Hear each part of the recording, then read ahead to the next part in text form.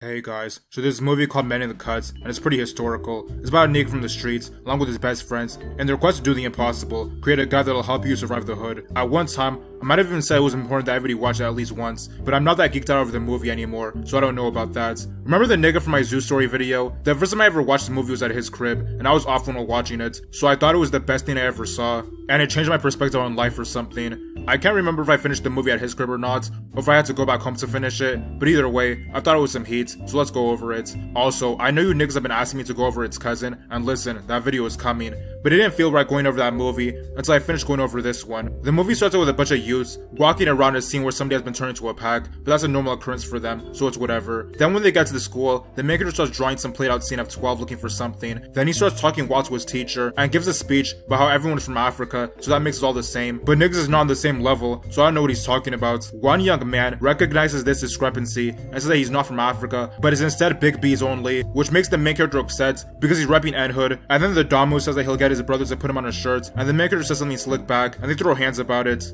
As a result of his insolence, the teacher tells the mom about the main character's nonsense. And then the mom gets in her feelings because she senses racial tensions. Like, what the hell? Let's have one up at a time, my guys. If you think about it, the teacher's going through a lot. Like, she in that type of school, and she has to deal with comments from both her lame ass students and their parents. She might as well leave the state. Like, what's good with her? But anyway, the mom talks to the main character about how he needs to stop being a bum, or else he'll end up like the rest of the weirdos in the neighborhood. Then his dad pulls up and discusses how to divide the child with the mom. Immediately, he has his son doing plantation work when he's just trying to run up a check with his niggas. Like, what is this man on? The son tries to ask his new overseer if he can be less aggressive, but he tells him that he's doing too much because it'll end up making him a better person or something. He has a nigga try to finesse the house, but the dad pulls up with a stick and did that real quick. A million years later, 12 shows up, and the white cop is whatever, but the black cop is tweaking. Like, he wishes the dad put the finesse in his blunt or something. I mean, not that I really care about the life of some op, but the thing is, the black cop is just being a ruckus. Like, he wants to see another Negro gone, and that can't go. After this, the main character follows his niggas, so they can look at a pack. When they get there, they don't really care, because they're sociopaths, but they think it's interesting or something. But then a young upsetting member of the community tells them to vacate the premises, and show a little respect for the guys in the next dimension. But what I want to know is, how has nobody cleansed the body yet? Like, was he an addict or something? Where are his niggas or parents or something?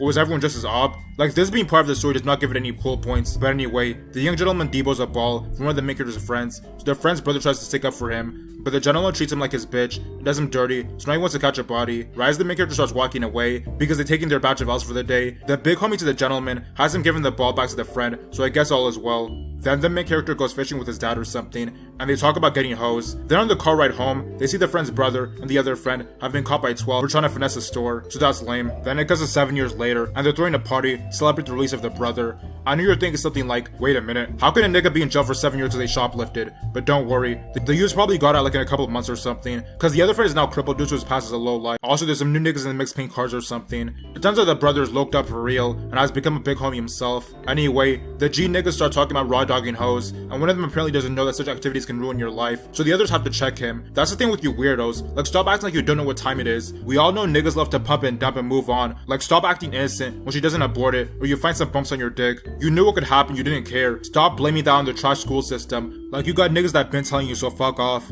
Anyway, during the party, the main character spots his attractive young wife, and the brother's mom tells the main character to set her son straight. But if the niggas all you calling shots for his sets, I think it's a little too late at this point. Also, it turns out the main character's friend is a father now, but aside from that, the main character takes it upon himself to dump another fetus at its mother's crib, but she's an addict and she can't even hide it. While walking back, the ops pull up on the main character and threaten to put him on the news, but it's not like they were just trying to hoe him, and mission accomplished, I guess. Then the main character brings some food to his father and gets a haircut from him, because apparently the barber be taxing, because I see no other reason for this. But the main character brings up having fetuses, but his father isn't trying to hear all that, because it's bad enough he has to raise one kid as it is. Then somehow this becomes a story about how he got his dick wet for the first time, and he tells his father the tale of how he's fertilizing his wife, but then her mom came upstairs, so he had to do the dash. After this though, the main character is in a whip with his friend, and admits he was just capping, and the truth is his dick is still dry, because his wife is a Catholic, so she wants to wait until marriage to do what needs to be done, and I'm sure my terminology makes perfect sense to you niggas watching. But anyway, the main character meets up to whine to his wife about her embargo on her pussy, but he low-key signed up for that. Then it cuts to his brother and his niggas in the friend's house, and the mom tells him to piss off because an actually responsible person is coming in.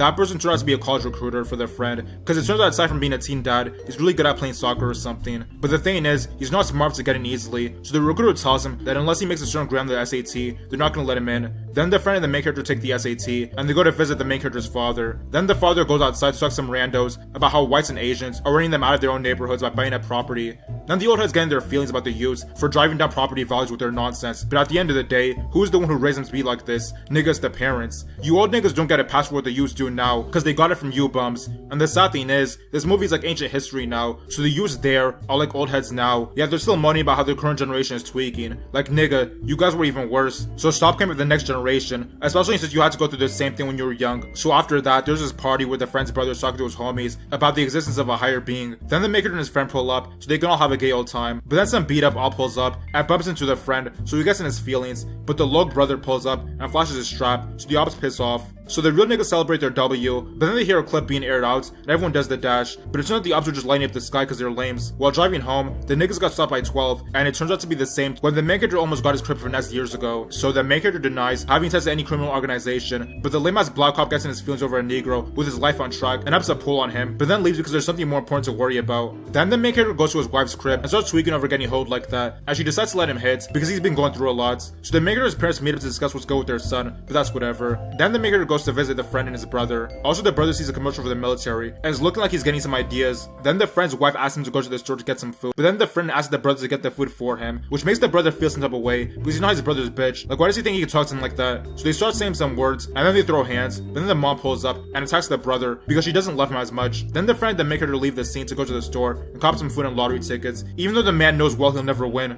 But while they're walking, they see the ops lurking in the cuts, and they have to do the most in order to get them off their asses. When they go through enough corners, they feel like they made it through enough, and the friend decides to split up because he doesn't know what movie he's in. So the ops conveniently pull up right where the friend is walking and put him on a shirt. The brother comes too late and has to help the maker to bring the pack to their crib, where the wife and the mom see he's been put in someone's blunt. Then the mom starts assaulting the brother because, as established earlier, she does not love her other son as much. So the maker leaves the crib, and his wife wants to know what happened to his friend. He ends up pulling out his stick. Then his dad confronts him about it and tells him not to become a statistic because he was actually raised by a father. So it looks like that's the end of that, but not really, because later that night, his wife sees him leave the crib to get in the brother's whip with a bunch of other niggas. It turns out they're about to plot their get back against the ops and try to find their location, but during the ride there, the main character realizes not about that life and decides to leave the whip and leave the drilling to the niggas with tools. While this is going on, the friend's wife is looking over his test results, and the worst part about all this is, it turned out his SAT scores were just high enough to make it to the college, so he could have actually been successful or something if the ops didn't catch him lacking. But speaking of ops caught lacking, the brother and his niggas find where their big B's are staying, and what the block on them. Then the brother takes his time getting out of the whip, and murks the guy who lit his brother up. Then he goes to the leader of the ops, and makes him look him in the face before he puts him on the papers, which he does, and they do the dash.